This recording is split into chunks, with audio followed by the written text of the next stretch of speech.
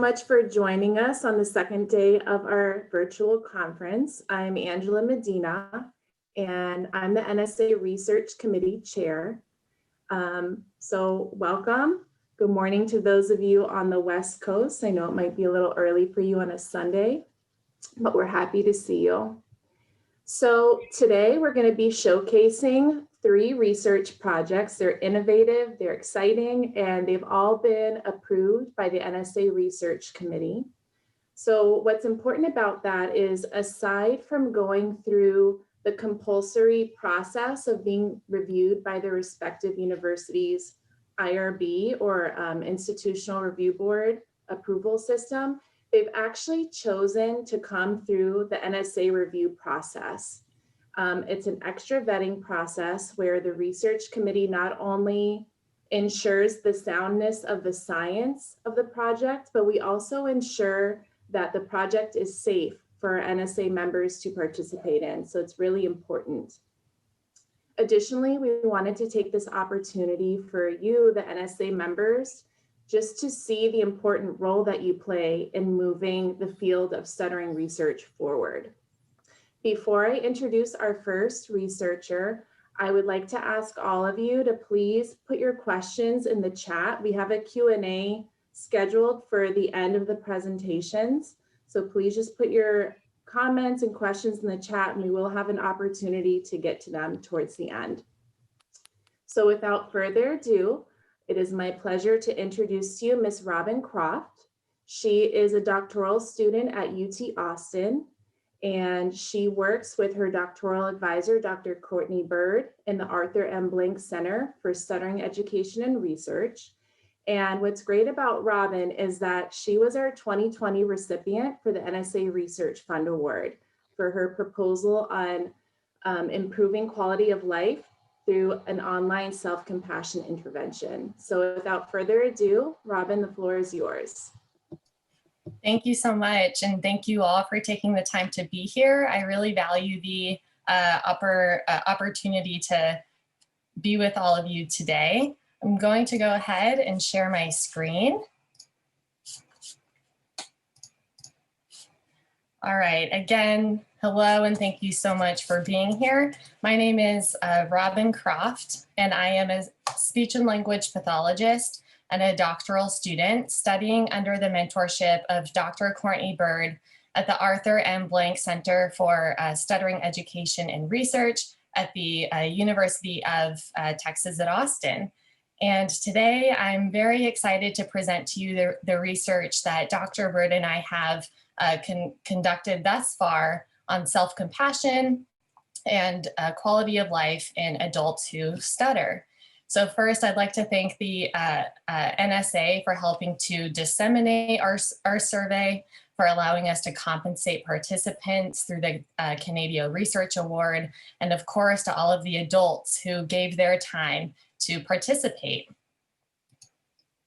So when we look in the literature, we see that people who stutter consistently report thoughts and feelings that can negatively impact their overall quality of life. This might include shame, embarrassment, and guilt related to the way that they communicate. Now, the impact of these negative internalized beliefs is not trivial, as people who stutter often report consistently lower self-confidence, physical health, and satisfaction with their life compared to people who don't stutter.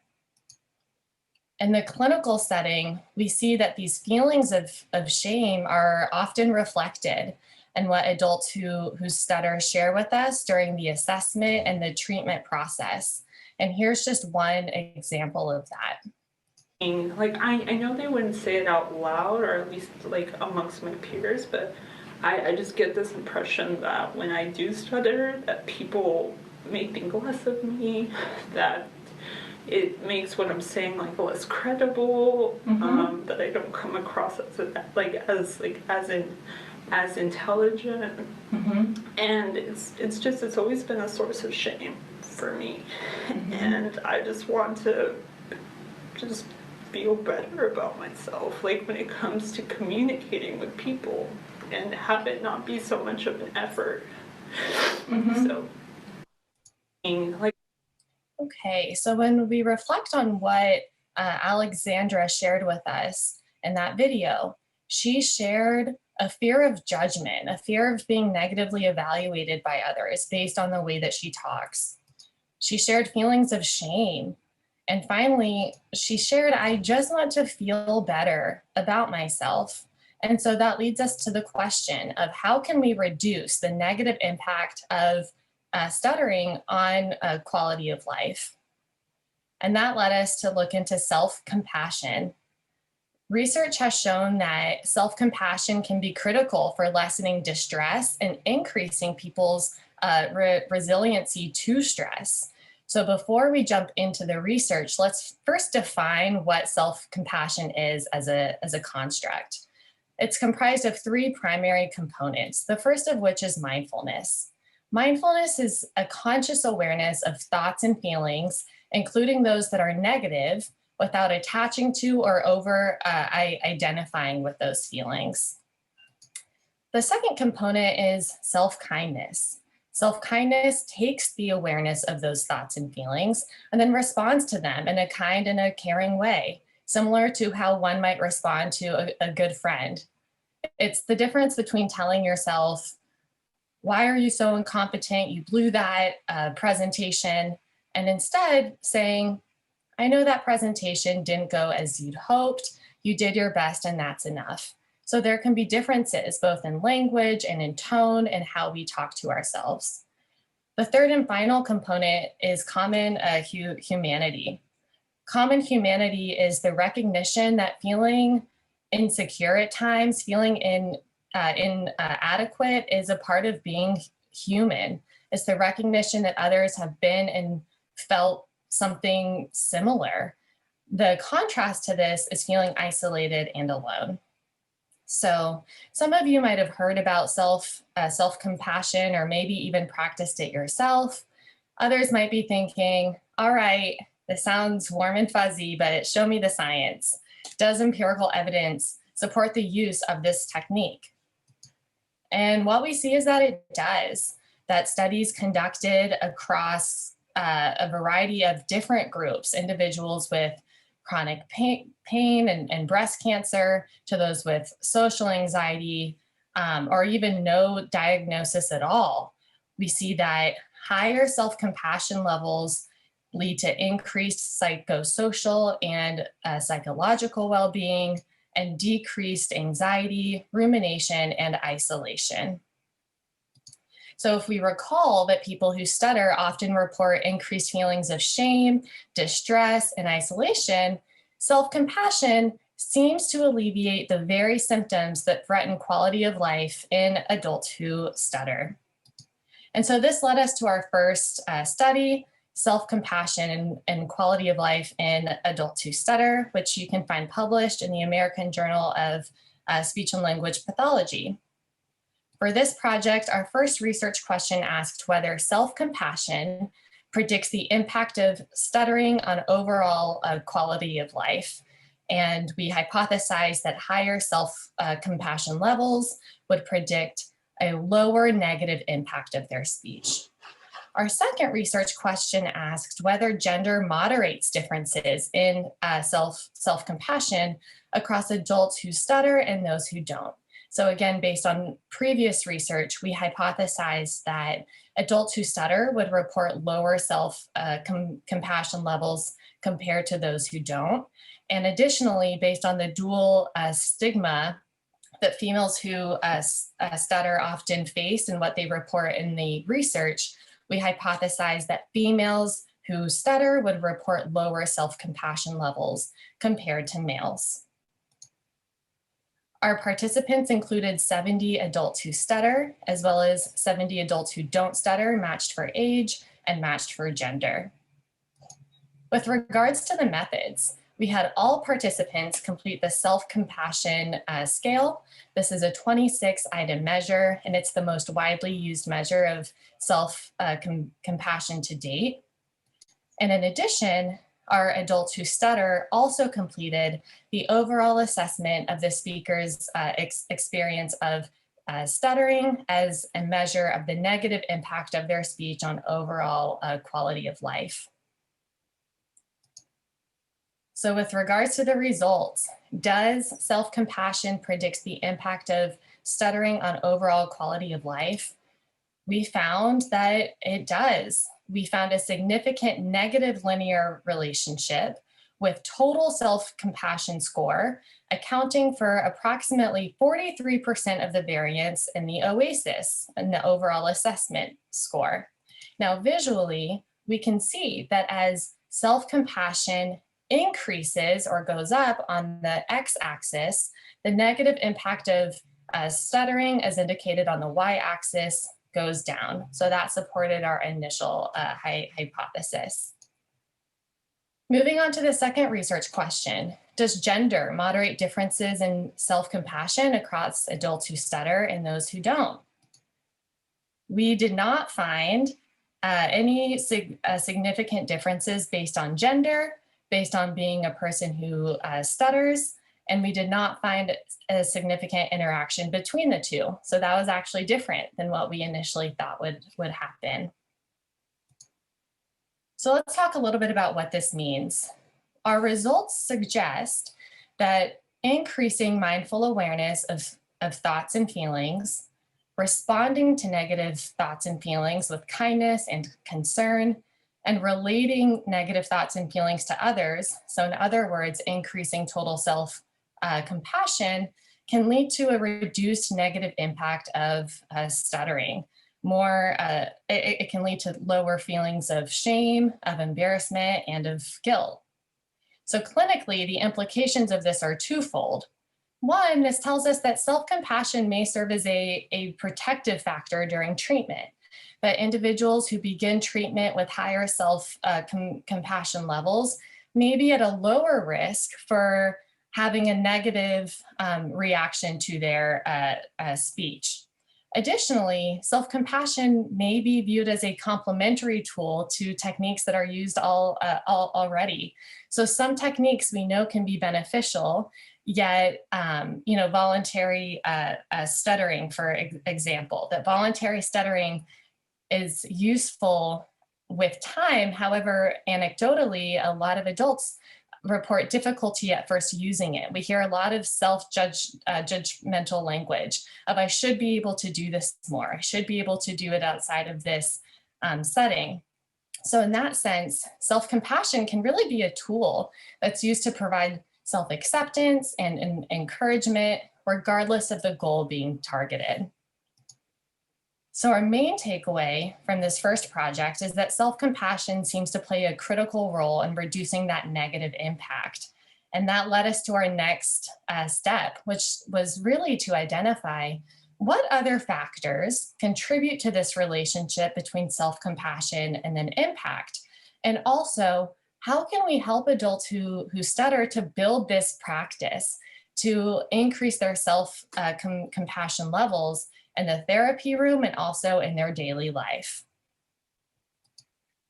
So we started looking at self-compassion interventions, which self-compassion interventions, both in person and in online formats, have shown to be highly effective for improving overall quality of life by improving a individuals' abilities to regulate emotions, to identify emotions, to then soothe those emotions, which in turn improves overall well-being. So far, these studies have been conducted with a variety of different groups, individuals with social anxiety, binge eating disorder, PTSD, but had not yet been explored with adults who stutter. So this led us to our second study, the effectiveness of an online self-compassion intervention for improving quality of life in adults who stutter, a pilot study. As you can see for research question 1, we are wanting to know whether participating in an online intervention improves quality of life in adults who stutter. And secondly, because this is the first of its kind, we're wanting to know, to what extent is an online self-compassion acceptable and feasible to this group? Or do people enjoy it? Is it relevant to their lives? I'd like to give you an overview of what the intervention procedures looked like. So first, all participants complete pre-intervention measures of self-compassion, impact of stuttering on overall quality of life, and also provide other clinical and psychosocial measures that might influence the outcome that we ultimately observe. Next, participants complete one module a week for 6 weeks. These modules last about 30 to 40 minutes, and they can complete them at any point during the week. After completing each module, participants receive an optional home practice exercise to reinforce concepts during the module. And additionally, on a weekly basis, participants report their use of mindfulness practice, as well as any involvement in support groups or treatment, so that we can ultimately track what other factors might be influencing the outcome. And finally, after completing modules for 6 weeks, participants complete a post-intervention measures, as well as a measure of intervention satisfaction and any suggestions that they have for improving the intervention for the future.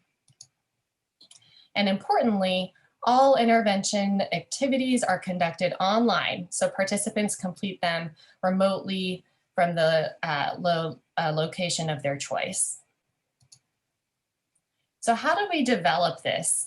Where did it come from? So we did an in-depth review of, first of all, self-compassion interventions that have been used in other groups, looking at what has worked, what has been shown to be the most effective, both in person and online, to see how then we can adapt it and replicate with this population. Additionally, given that mindfulness is one of the key components of this construct, we have literature within this field of mindfulness practices and how that might relate to people who stutter. And so we wanted to look and see what's out there already. And finally, after settling on the online format for this intervention, we wanted to see what can we do to make it as engaging as possible online. And what we learned is that in order to prevent attrition and dropout, that we needed to make it visually appealing. We needed to send reminders and to make it as individualized as possible. So these are some of the principles that informed the development of this online intervention. What did the content look like? Each module contained a combination of written exercises, audio-visual exercises, so videos that both talk about different concepts, and then most importantly, doing self-compassion practices during that time so that participants can really get their hands on what this is and what this feels like. So in module 1, participants were provided with an introduction to what is self-compassion and what are the potential benefits of practicing it. Module 2 introduced the idea of mindfulness and actually walks participants through an exercise to increase their awareness of their 5 senses, as well as of their thoughts and their feelings. Module 3 focuses on self-kindness by defining it and contrasting it with what it looks like to, criticize oneself. And participants complete an exercise in which they form individualized statements or mantras to use during more stressful times. Common humanity was covered in module 4. In this module, participants engaged in exercises that aim to increase their feelings of connectedness to others, even in this digital time. Module 5 targets shame and difficult emotions. It teaches participants how to identify and then how to soothe these emotions, both in the mind and in their body. And finally, Module 6 focused on self-compassion in the context of core values and encourages participants to form a plan moving forward so that they can take what they learned and use it in their daily life. So with regard to our pilot data, we've had 11 participants who have completed this entire, all 6 modules, as well as the pre and the post measures. And really, these participants are providing super valuable feedback that we will implement to revise this before recruiting on a larger level. You can see that we've had a range of ages from ages 21 to 73, which is great considering the online format, as well as a mix of individuals who I identify as females and males. So the data that we have to present to you today refers to how acceptable this was to the 11 individuals who have done it all already. So as I mentioned, after completing all 6 modules, participants rated their satisfaction related to different aspects: intervention format, delivery, content, and overall relevance. So their satisfaction was provided on a 1 to 7 scale, with numbers closer to 7 indicating higher satisfaction. So I'm excited to show you our data so far. The left-hand column lists the intervention domain, such as satisfaction with the online delivery format, satisfaction with the number of modules, with the length of each module, and so on. The middle column lists the satisfaction rating, with numbers closer to 7 indicating greater satisfaction. And as you can see, participants so far have reported a fairly high level, with ratings ranging from 5.13 all the way up closer to 7. And finally, the right-hand column contains some excerpts from the qualitative feedback that participants provided, which again has been so incredibly helpful, of these individuals who have taken their time not only to participate, but to tell us what's working and what can we do even better. So we see strengths in the reported user friendliness of the modules, the module pacing, and high levels of engagement with the videos. We also see areas that we can improve, and that we will, as it relates to the length of time that's provided between each of the modules and the length of each module. So moving forward, we look forward to implementing the feedback that we received to reduce module length, to allow more time between each of the modules so that participants don't feel as rushed in that 1 week time.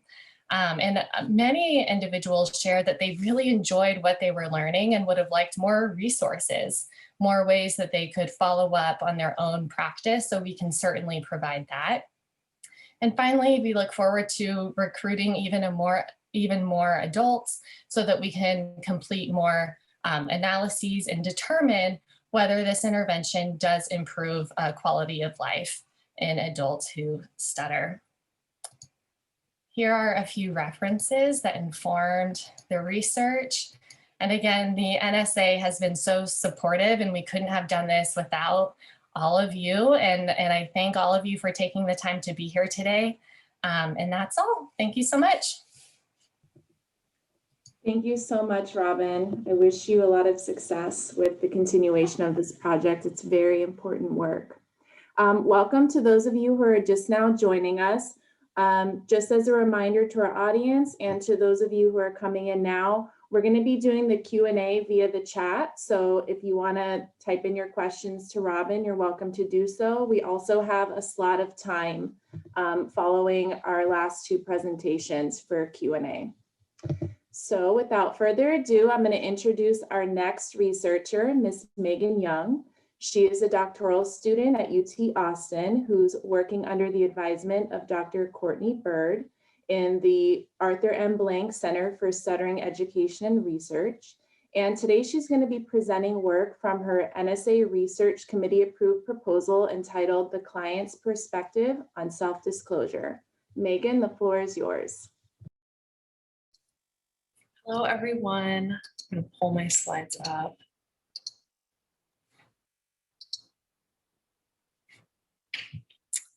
So hello, as Angela said, my name is Megan Young. I'm a second-year doctoral student at the University of Texas at Austin, studying under the mentorship of Dr. Courtney Bird. And we are excited to present to you today our study titled The Client's Perspective on Self-Disclosure. And before I begin, I would just like to thank the NSA for distributing our survey and for supporting this work. And I would also like to thank all of the adults who stutter who took the time to participate. It's all greatly appreciated. And so we're all familiar, or at least we're likely all familiar with the iceberg analogy that's typically used to describe stuttering. And I think that's a great place to begin with what we're going to be talking about today. And so, stuttering is characterized by atypical disruptions in the forward flow of speech, which are also known as speech disfluencies. And these encompass the behavioral aspects of stuttering, along with the secondary behaviors that may accompany moments of stuttering. And to some unfamiliar with stuttering, that may appear to be all that there is to stuttering, but as we all know, there's much more that lies beneath the surface, namely the thoughts, attitudes, and feelings that correspond to the experience of stuttering. Also known as the cognitive and affective components of stuttering. And for some adults, this may also mean feelings of stress, shame, self-consciousness, anxiety, or even depression. And it's important to understand that these negative experiences aren't inherent to stuttering itself, but are instead a consequence of the pervasive stigma and stereotype that adults and children who stutter experience in our society. And so the impact of stigma can be thought of in kind of two different ways. Public stigma refers to the stuttering stereotype, which relates to adults who stutter who may be perceived as less intelligent, nervous, or anxious, or less capable than people who do not stutter. And the impact of this is that the research shows that adults who stutter report feelings of social devaluation and discrimination in the workplace. And labor market research has shown that adults who stutter in the workforce are at risk for earning less than their counterparts who do not stutter. And women who stutter are especially prone to this impact. Another way we can think about stigma is self-stigma, which refers to the internalization of these public attitudes towards stuttering. And so research has shown that adults with high levels of self-stigma are at risk for poorer mental and physical health outcomes, and also report lower satisfaction with their healthcare. And so it's important for us, especially, to think about how we can mitigate the effects of stigma and stereotype. Well, one way to do that is through self-disclosure. And self-disclosure, it's kind of self-explanatory, but really what it means is just sharing information that may not be known or understood by your listener. And this has been demonstrated to be an effective stigma reduction strategy for individuals belonging to different marginalized groups, such as the LGBTQ community, individuals living with disability or mental illness, as well as individuals living with HIV/AIDS. And this strategy has been studied in the area of stuttering for quite some time. However, it's important to note that most research to date has focused on the impact of self-disclosure on the listener by investigating the perceptions and reactions of the listener to a self-disclosure statement.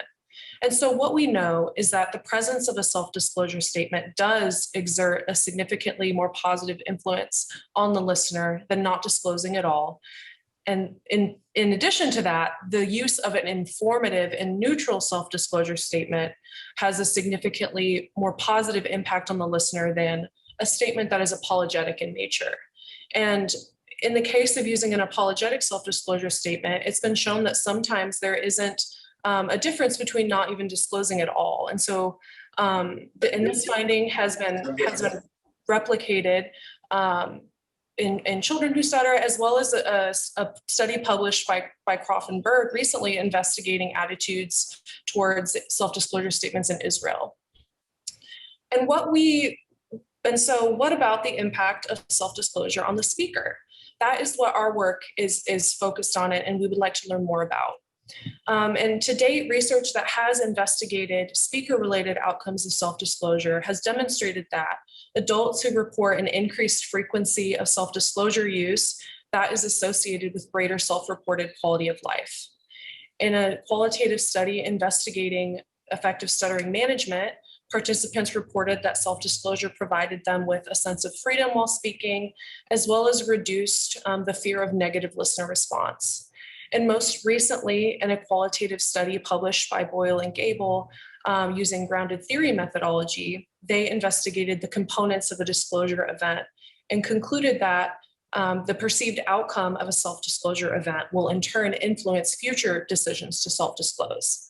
And so before we get a little bit more into our study today, I would like to show you an example of an informative self-disclosure statement from one of our participants. And actually, I'm gonna make sure that I shared my audio. Sorry about that. Okay, we're good. So here is, oops.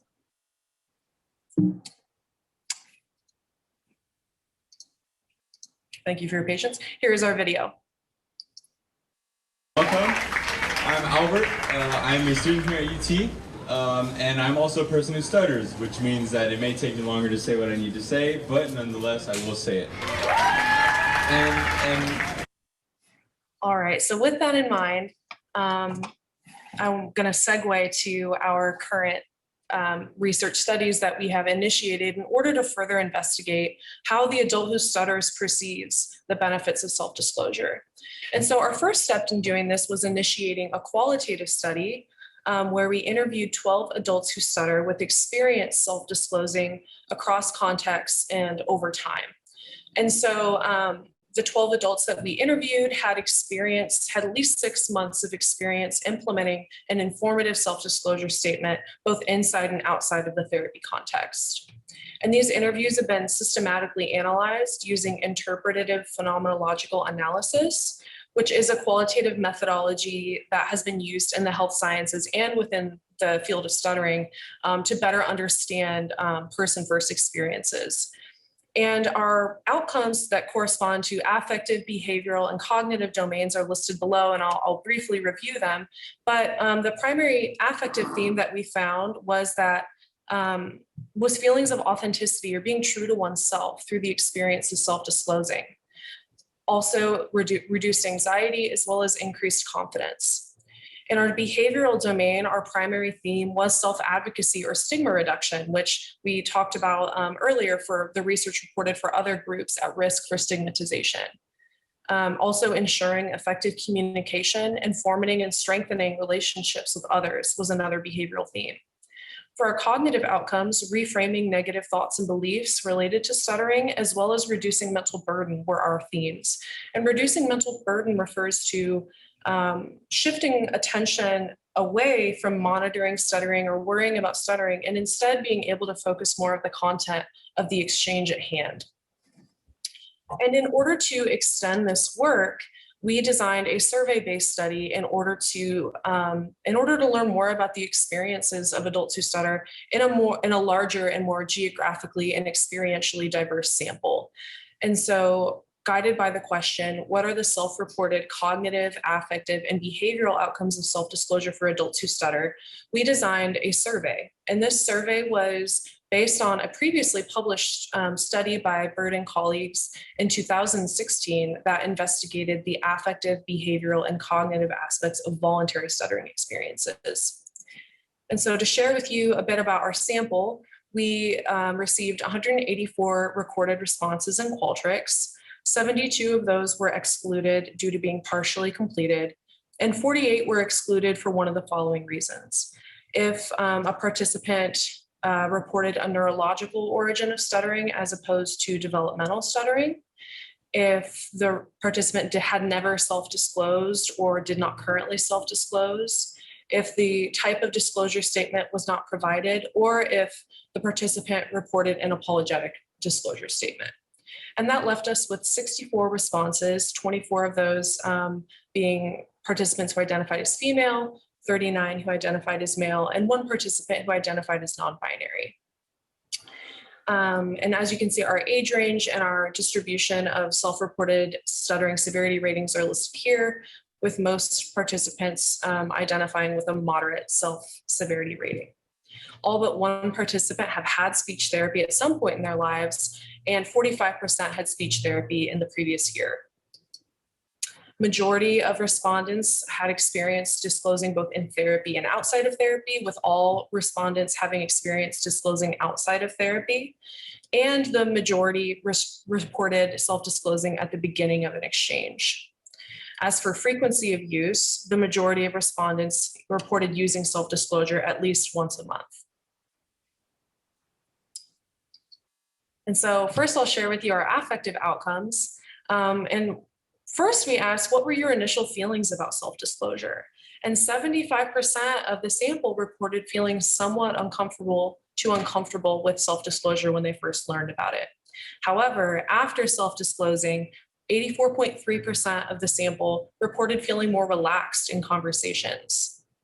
When asked about the impact of self-disclosure on the fear of stuttering, 79.7% reported that self-disclosing helped reduce or eliminate the fear of stuttering. 68.7% reported that self-disclosure helped them feel more confident in their speech, and 68.7% reported that self-disclosure had improved overall quality of life, which is a really encouraging finding to see that for many, self-disclosure and the speaker-related benefits extend beyond the exchange at hand. And this also was consistent with prior research reporting that an increased frequency of self-disclosure was associated with greater quality of life.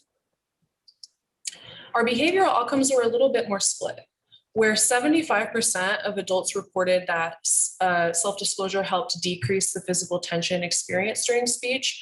Only 51% shared or agreed that self-disclosure helped them to stutter less. Similarly, 50% of respondents reported, after I self-disclose, I stutter less than when I don't self-disclose. And lastly, we asked about the impact of self-disclosure on the severity of stuttering long-term, and 56.2% agreed that stuttering or self-disclosure had a positive long-term impact on the severity of stuttering. For our cognitive outcomes, we asked about initial thoughts about self-disclosure, similarly to how we asked about initial feelings of comfort or discomfort. And 71.9% of the sample reported that when they first learned about self-disclosure, they thought it would be too difficult to do in everyday situations. And an additional 5% thought that it might be too difficult to do in everyday situations and in therapy. However, 75% of the sample agreed that self-disclosure helped them think differently about their stuttering. We also asked about listener reactions from the perspective of the speaker, and 79.6% of respondents agreed that after self-disclosing, the person they were speaking with appeared to be more comfortable. And again, this is consistent with the breadth of research investigating the impact of informative self-disclosure on the listener that I talked about earlier. When asked about the role of speech therapy, 84.3% of respondents agreed that self-disclosure is an important part of speech therapy, and 82.8% agreed that self-disclosure is something that people who stutter should do even after therapy. Okay, and so thinking back to our original research questions, does self-disclosure positively influence affective outcomes? Yes. The majority of our sample shared that self-disclosure helped them feel more relaxed in their conversations, more confident. It helped reduce the fear of stuttering and improved quality of life for the majority of the sample. Does self-disclosure positively influence behavioral outcomes? It depends. While 75% of respondents did share that self-disclosure had helped decrease the tension typically experienced during speech, only about half reported a decrease in the frequency of stuttering moments. And when we asked this question to our participants in our qualitative study, the majority of participants did, when reflecting on this, did say that it could be that they were stuttering less after self-disclosing, but they weren't sure because what they did know to be certain was that they were thinking less about their stuttering after they self-disclosed. And that made communication more enjoyable and more effective. Does self-disclosure positively influence cognitive outcomes? Yes, 75% of the sample reported that self-disclosure helped them think differently about their stuttering. And this is consistent with our primary cognitive outcome for our qualitative study, where adults reported the experience of reframing negative thoughts and beliefs corresponding to stuttering after self-disclosing. And lastly, for the speech language pathologists in the audience, should I encourage the use of self-disclosure with my clients who stutter? Yes, but it's very important to remember two things.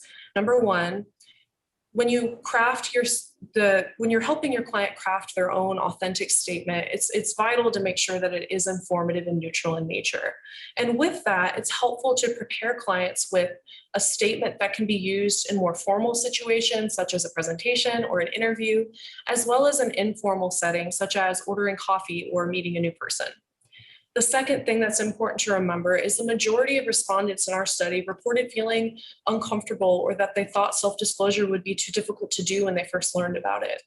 And so it's important to understand that this may be the reaction of the people that you're working with, and in order to best support them through this process, in addition to kind of reinforcing and helping with self-compassion, as Robin talked about, you can do things like providing them with multiple opportunities to practice in different contexts. In addition to that, you can make sure you're providing them with multiple opportunities to receive feedback, whether that's facilitating self-reflection, providing clinician feedback, or receiving feedback from a peer or from an unfamiliar listener.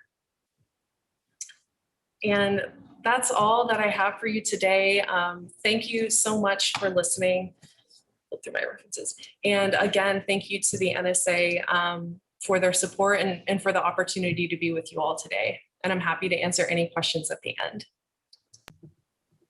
Thank you so much, Megan. Your presentation sparked quite the conversation in the chat. If you have any questions for Megan, I invite you to go ahead and ask your question in the chat. We will also have that cut of time towards the end for a Q&A if you want to wait till then.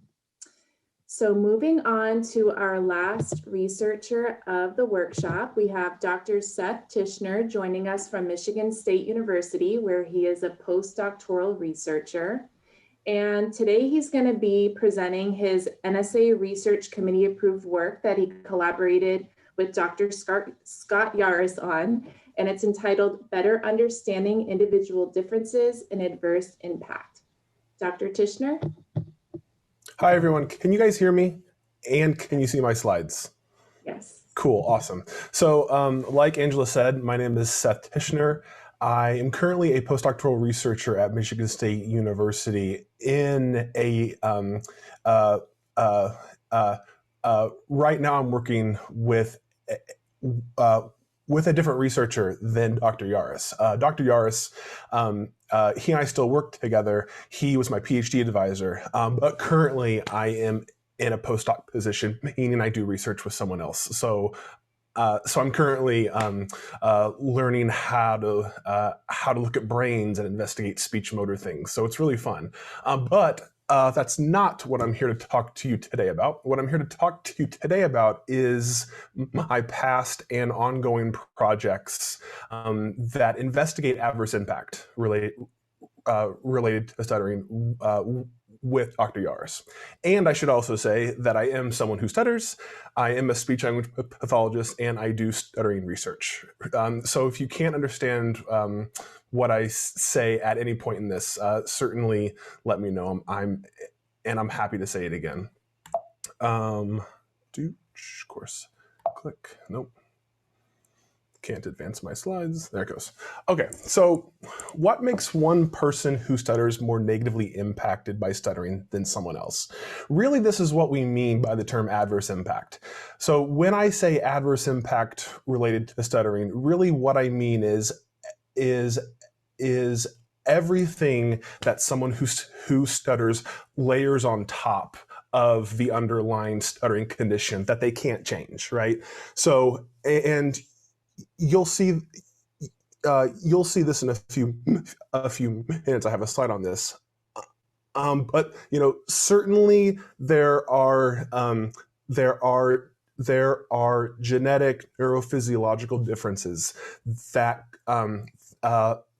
cause the stuttering condition. Folks who stutter can't control those. what they can control is how they react. Everything that they layer on top of that condition. How do they live with stuttering? So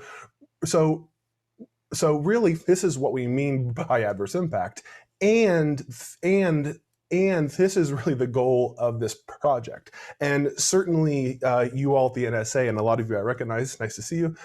You've participated a lot in our surveys over the recent years that have chipped off pieces of this puzzle. What makes someone who stutters experience stuttering more negatively, harder?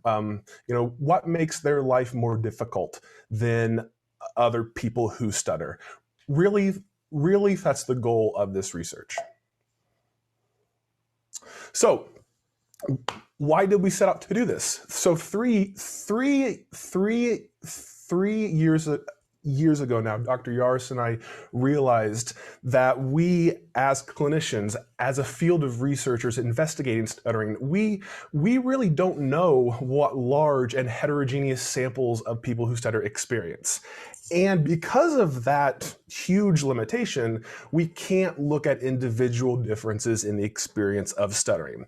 And not only is this a huge gap in our knowledge, the current status quo of what the stuttering field has historically done has used very small samples of individuals who stutter to look at various aspects of the stuttering condition. This sort of methodological approach really is self-limiting. We can't look at these finer details. We need larger samples of subjects. So we sought out to use surveys to do this sort of research, but not just surveys themselves. So, like I said, you all have been fantastic at taking our surveys, and lots of you have taken multiple of our surveys. We have been successful at linking these surveys across the same person, across multiple surveys over multiple years, so that one, we get much larger and larger samples, but two, we can look at individual differences across these constructs. So here are some of the surveys that we have ran, and lots of these I think many of you have participated in. We've looked at what people who stutter actually experience in terms of thoughts, feelings, and behaviors in and around moments of stuttering. We've looked at how people who stutter engage in what we call repetitive negative thinking, the habit of repetitively dwelling on negative thoughts in our lives. We've looked at individual difference markers in temperament. So what makes you you? How does this influence these other factors? My favorite sorts of studies to do are actually mixed method designs, meaning that we ask you questions and we ask for your experiences so that you can write as much as you can. Tell us about what you think about this. Within that frame, we've explored things like, what is stuttering itself? How do you define recovery? What does it mean to you? And I'll show you some of those results in a few minutes. We've also looked at other sorts of individual difference markers. Here in a few minutes, I'm going to show you some of our results related to ADHD. And most recently, we've also looked at suicidal thoughts. Certainly lots of folks who stutter, and I count myself in this crowd, have had thoughts that sometimes went down this very dark path. How common is this? And I can tell you, for the most part, though we as people who stutter might experience these things, most clinicians, these sorts of larger forms of adverse impact are not on their radar. So really, that's the point of all of this research. What is or how do you as individuals experience stuttering? How does that separate you from other individuals who stutter?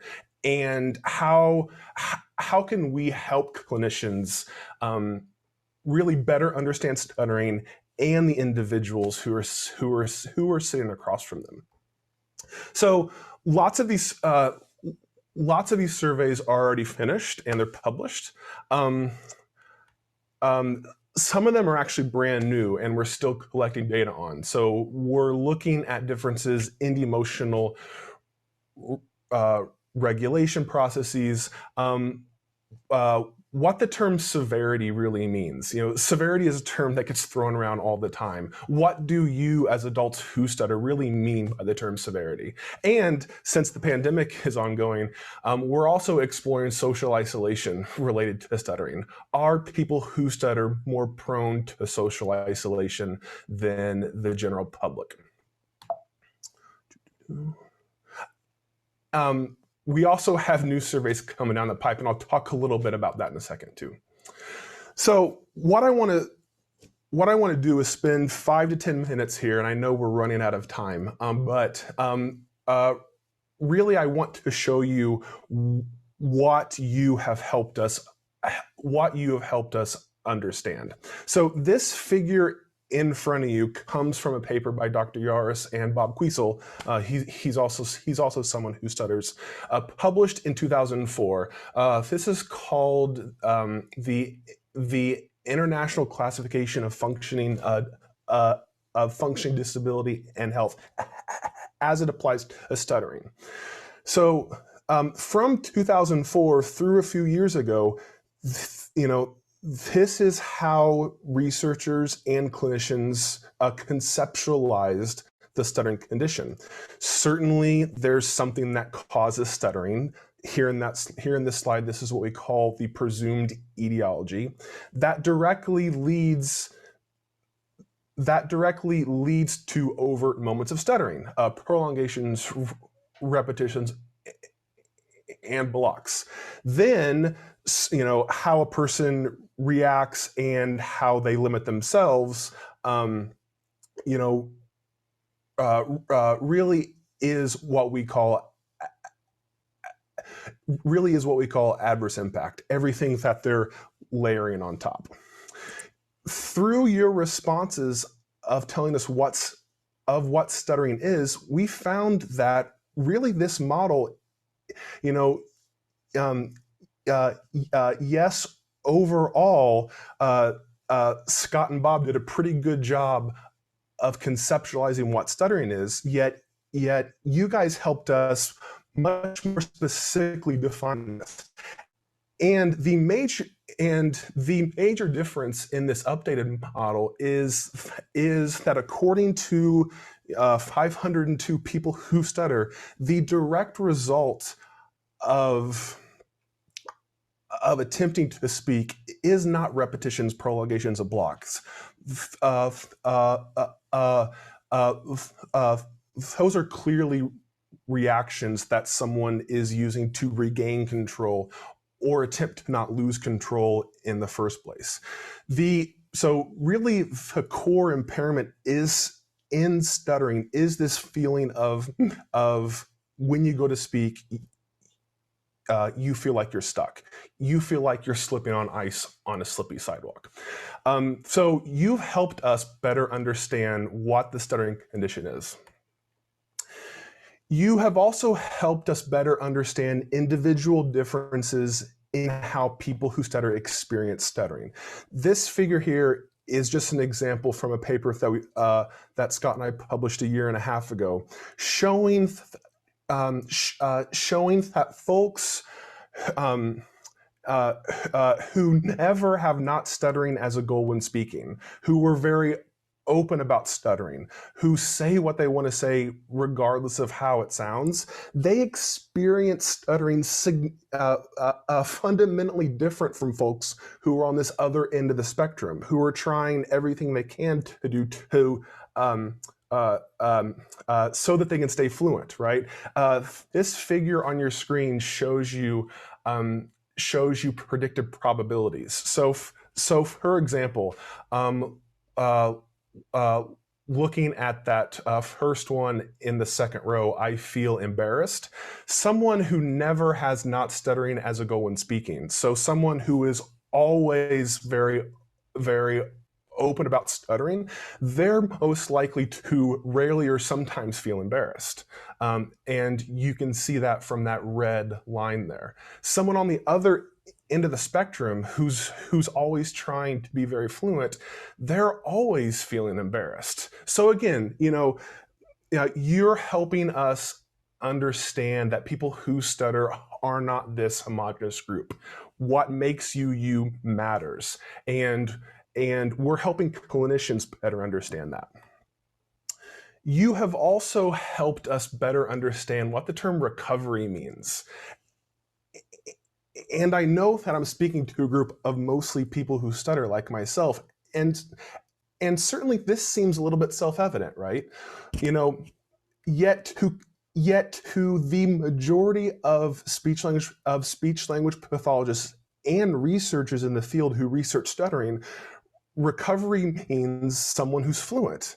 Yet that's not how people who stutter experience recovery. So this figure here shows 4 hypothetical people who, in their own terms, they might consider themselves recovered, yet they're experiencing recovery in fundamentally different ways. And the takeaway from this is that someone who stutters can feel recovered in relation to the stuttering, yet still demonstrate a very overt stuttered speech. And for that person, what they mean by recovery is it's not letting them, stuttering is not limiting their life. They're saying what they want to say and living the way they want to. Someone, again, on the other end of the spectrum, they could be generating fluent speech, yet still experiencing significant adverse impact. So, really, we as clinicians shouldn't consider that person recovered, right? So you're helping us have this more nuanced understanding of stuttering. You're also helping us better understand fundamental traits about the stuttering condition. Certainly clinicians and researchers for years have known that how fluent or how many stuttering behaviors in someone's speech, that's highly variable. We as clinicians have to deal with that all the time. And it makes stuttering, the condition, very hard to assess. You've shown us that not only are these more external features of stuttering variable, you've also shown us that these more internalized aspects of stuttering, how you feel, how you hide, how you react, those are still pretty variable to a significant portion of adults who stutter. So really, you're helping us better assess and treat stuttering. Lastly, here's just an example of one of our other recent published works that focuses on ADHD. There's research in children who stutter suggesting strongly that childhood stuttering and ADHD have a pretty high co-occurrence. We know nothing about, well, I shouldn't say that. Since this paper is out, we know that now. But before this, we knew nothing about how adults who stutter, how they might have these overlapping characteristics. What we found is that a significant portion, roughly 25 or 30% of a very large sample, have elevated ADHD characteristics. And what's important is that these folks who have both elevated ADHD characteristics and stutter, they experience stuttering much more negatively than the folks who do not have these elevated ADHD characteristics. So again, you're helping us understand what makes you in terms of stuttering. Really quickly, and we're wrapping up here because I know we're almost out of time. I do want to leave time for questions. We're continuing this research. Scott and I, we're currently piloting a study on resilience right now. Certainly there's research on resilience in stuttering, yet most of this takes a very internalized viewpoint. What makes you as a person more or less resilient to stuttering than others? Really, resilience is larger than that. It involves your community, your environment. We want to look at that with this study. So if you're interested, use your smartphone, open your camera, hold it over this QR code, and help us pilot this study, because we're excited to learn more about this. Thank you for thank you for listening. I'm super excited to continue this research with you all. Thank you for helping us better understand stuttering, and thank you to the NSA for helping us learn more about the stuttering condition, so that we as clinicians can help people who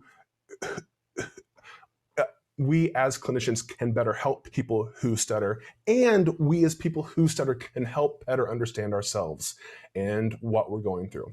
Last thing I'll say is, right there is my email address. If you'd like any of these papers, send me an email. I'm happy to send them to you.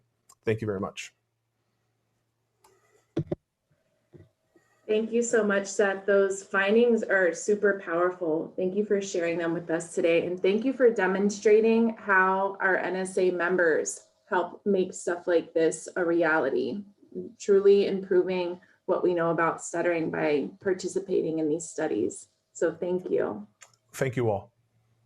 So I'm checking in the chat now. We have a question asking for your email address in the chat, please, Seth.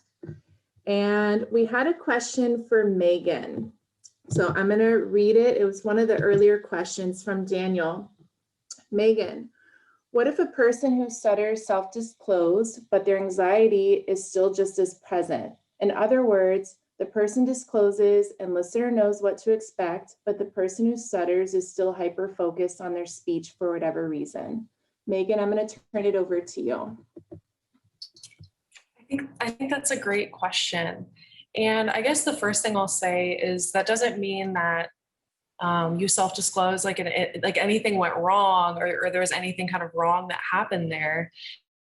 And it's worth kind of exploring what personal goals you might have for disclosure, and just kind of exploring maybe where that anxiety comes from, if it's kind of thinking more so about trying to achieve maybe a certain level of fluency over just kind of informing the listener as to what to expect. And I guess with that, that's something that it would be a great conversation to have, maybe with other adults who stutter, who have experience with self-disclosure, or with a speech language pathologist. And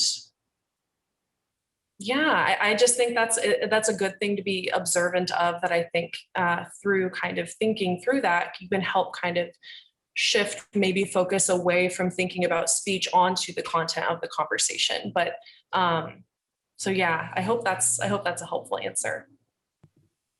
Thank you, Megan. So in the chat, our next question is from Heather.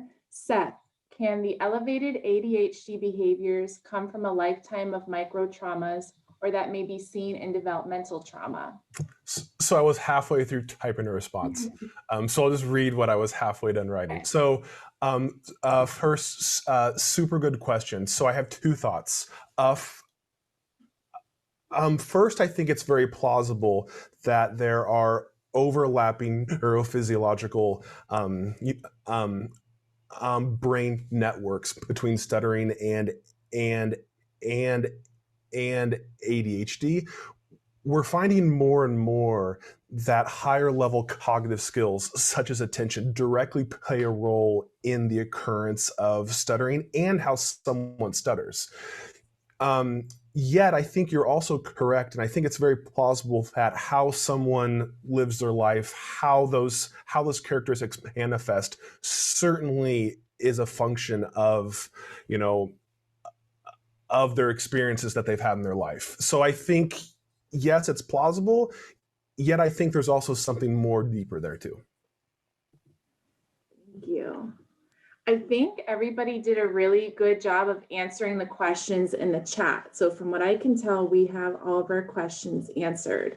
If you still have any lingering questions, I invite you to email our presenters. They've provided their emails to you in the chat, so you're welcome to contact them. I want to thank our presenters so much, not only for coming through the NSA and including the NSA in your research, but for taking the time to present today. So thank you, Robin, thank you, Megan, and thank you, Seth, for coming. If you are a researcher in here right now, I wanted to let you know that our next NSA Research Committee deadline to have your proposal approved will be May 15th, so keep an eye out for that. And also for our research fund application, the deadline for that is July 15th. So please check out our website, and I hope to be in touch with you all again soon. Thank you for coming.